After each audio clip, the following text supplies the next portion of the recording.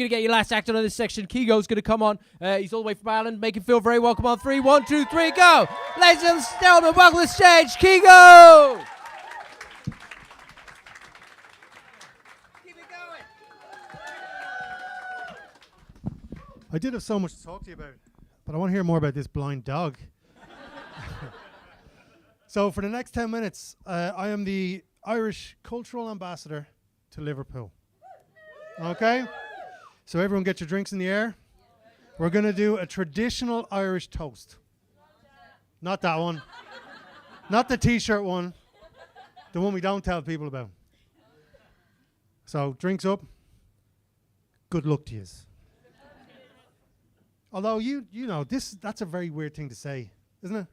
Like, before you start drinking, you know you have a problem when you wish people luck before you even start.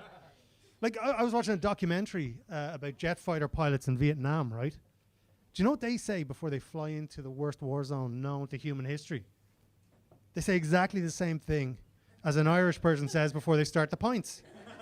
So with that said, good luck to you. But now let's get to know each other.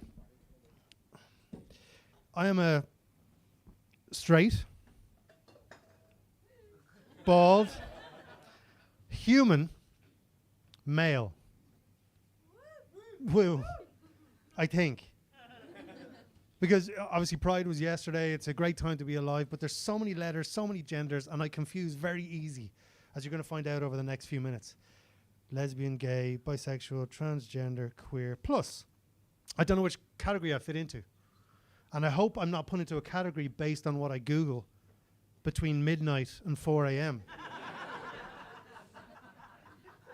Because if that is the case, I'm very L.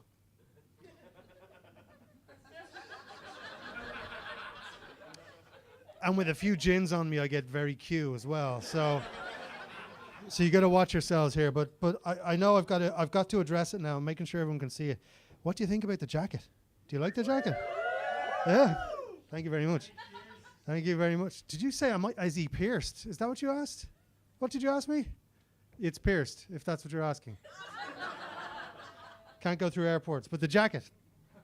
So yeah, it's a lovely thing. Now I've got 2 girls, baby girls at home, right? And I'm worried about the responsibility of having more. Parents in the room will understand. But it turns out that this jacket is the strongest form of contraception I've ever worn in my life. Between this jacket and this face, Jesus, my virginity's grown back, lads. So would you, someone take it from me in the toilets inside there, please. But I'm a child of the 80s who grew up in the 90s. You all look very, very young here, far younger than me. But it was 2 decades of massive change that my parents never had. You know, when they were growing up, they had Andy Warhol, the Beatles, the Rolling Stones. When I was growing up, I had MC Hammer, Vanilla Ice, and really slow internet porn. Now, the porn itself was regular speed. It's just the internet in Ireland in the mid-90s was so slow that by the time the film had downloaded, the teen had become a MILF.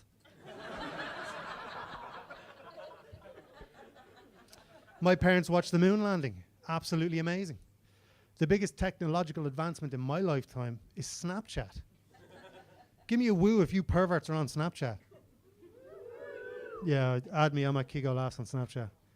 The timer goes down very low when the dick pics come out, but that's what Snapchat's for. Sending pictures of your genitals to your immortal beloved. Now, it gets very dark when you start talking about dick pics.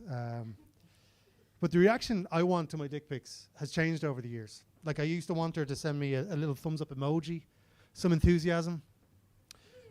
Woo. But when my little genitals pop up on her screen, I want her to make the same noise she makes when she has a piece of cake that tastes a little bit better than she expected. Oh, that's not bad. I'll have another slice of that cake, please. But no, as I mentioned, I am married a long time. If you're married, give me a woo. Very good. You even put a hand up there. She's right beside you. You better put your hand up. Let's see what happens here. Single people, give me a woo. Yeah. So married a long time, and you know, you got to spice things up.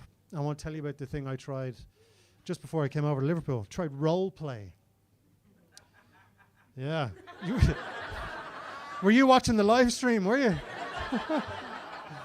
Take the 3D glasses off next time. It's less frightening.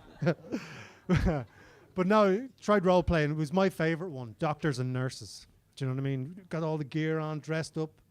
The problem is it turned into a real doctor's appointment. I was left in the waiting room for 3 hours while the doctor was examining herself. It was absolutely awful. But I don't know what the story is over here. Back home, there's kind of a masks, do you or don't you kind of thing. Is it the same thing here? I don't know. Do some people still do masks? Yeah? No? Depends where you are, I suppose. Because I do the mask thing exactly the same way I do the recycling. I only do it when the wife is watching. I just set fire to rubbish when she's not watching. But I have a story that I read about on the way over here, and it was about, it was actually Irish and British study found that sex education has become out of date and inaccurate. Now, question for the ladies and the fellas who have had sex with fellas. Have you found our skills to be out of date?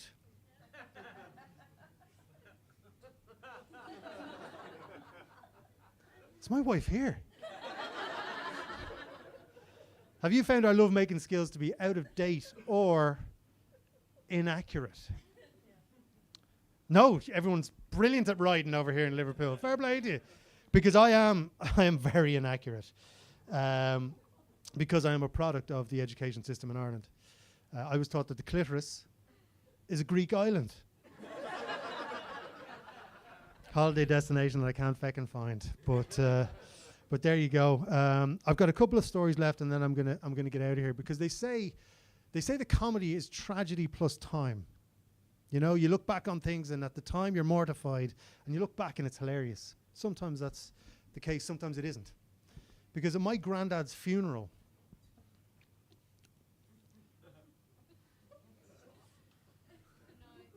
you find funerals funny?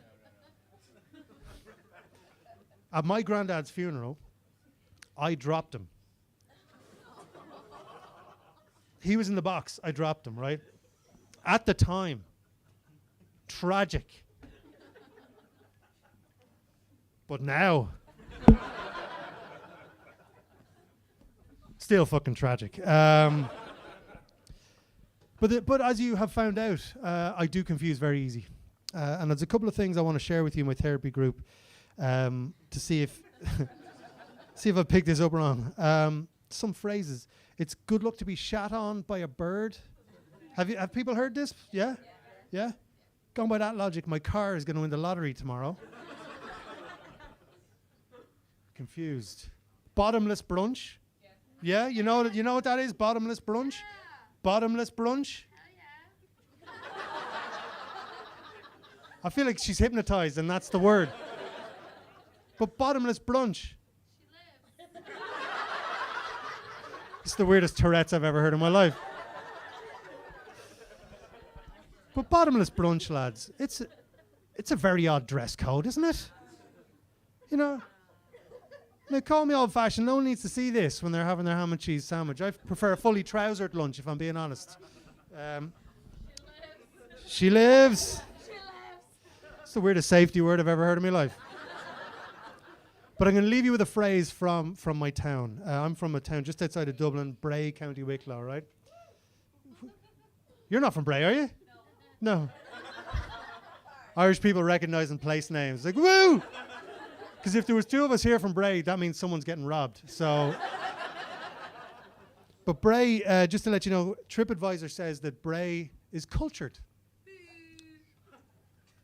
When the fella starts shutting up the missus, you know that there's something happening here.